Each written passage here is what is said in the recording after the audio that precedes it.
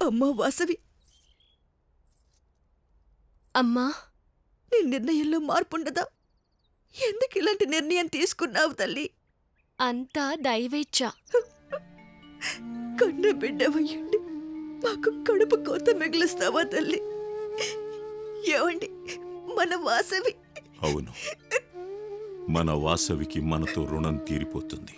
రుణానుబంధే రూపేణ పశుపత్ని సుతాలయ అని. తల్లి, ఆ బాధని మేము ఓర్చుకోలేకపోతున్నామమ్మా. ఈ చేత్తో నీకు గోరు ముద్దలు తినిపించాను.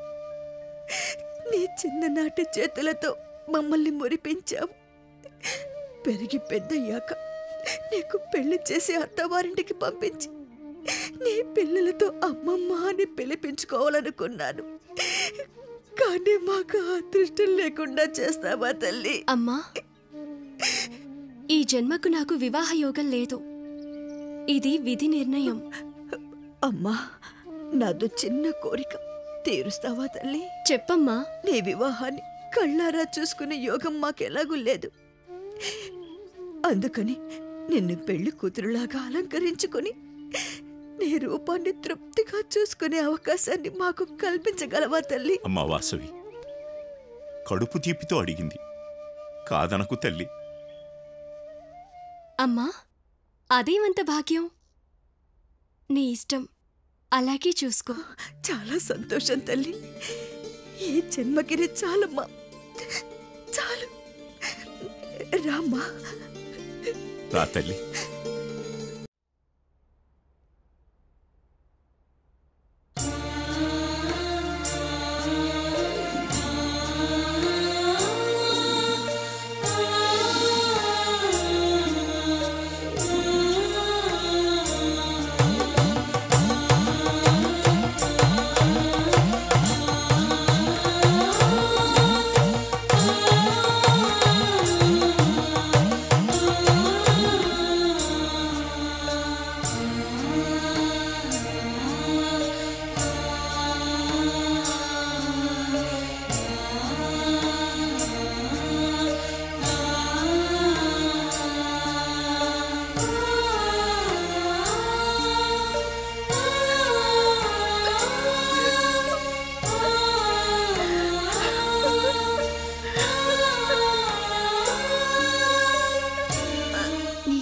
తీర్చాను కదమ్మా, ఇంకా ఎందుకు ఏడుస్తున్నా?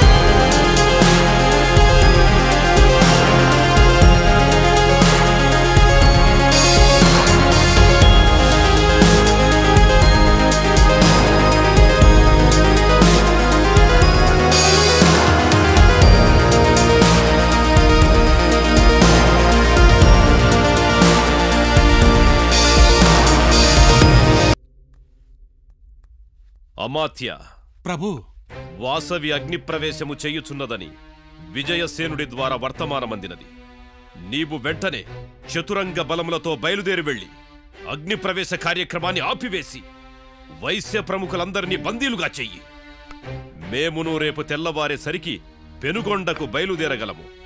అచటనే రాక్షసమున ఆ వాసవిని వివాహము చేసుకొందుము. బయలుదేరుము. చిత్తం ప్రభు. అమ్మా, పుత్ర కామేష్టి యాగంలో నాకు వరపుత్రిగా జన్మించావు, కాని నాకీ పుత్రికా వియోగం ఎందుకు కల్పించావు? ప్రజల్ని కన్నబిడ్డల్లా చూసుకునే నాకు నా కన్నబిడ్డనే దూరం చేస్తావా?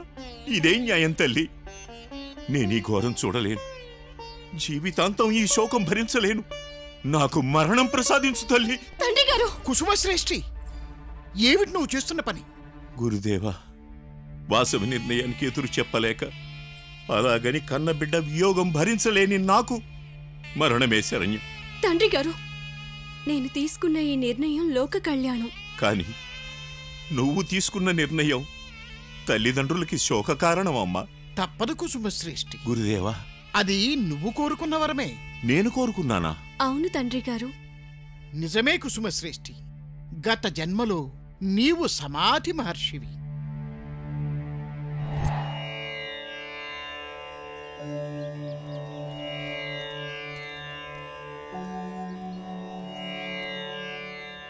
స్వామి, ప్రణామాలు స్వామి. మనోభీష్టాసిద్ధిరస్తు. ఎవరు నాయనా, ఎందుకిలా వచ్చారు? నేను సురదుడనే రాజును. స్వామి, నా పేరు సమాధి శ్రేష్ఠి. సుసంపన్నమైన వైశ్య కుటుంబంలో పుట్టాను. చిన్నప్పటి నుంచి దానధర్మాలపై ఆసక్తి ఎక్కువ.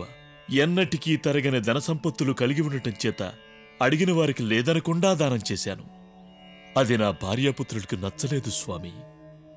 ఉన్నదంతా ఇలానే వృధా చేస్తాడనే భ్రాంతితో వాళ్లు నన్ను ఇంటి నుంచి వెడలగొట్టారు స్వామి. పోగొట్టుకున్న రాజ్యాన్ని తిరిగి పొందాలని నేను ఆరాటపడుతున్నాను.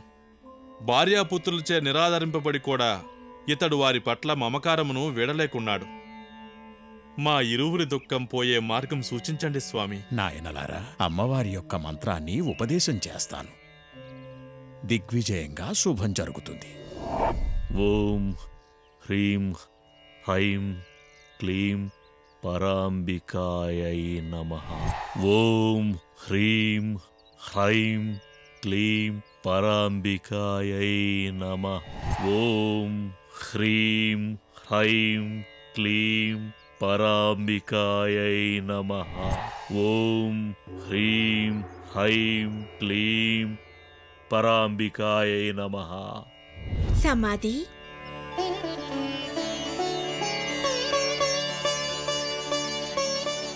పరాంబిక తల్లి, నన్ను అనుగ్రహించవ తల్లి. సమాధి, నీ భక్తికి మెచ్చాను.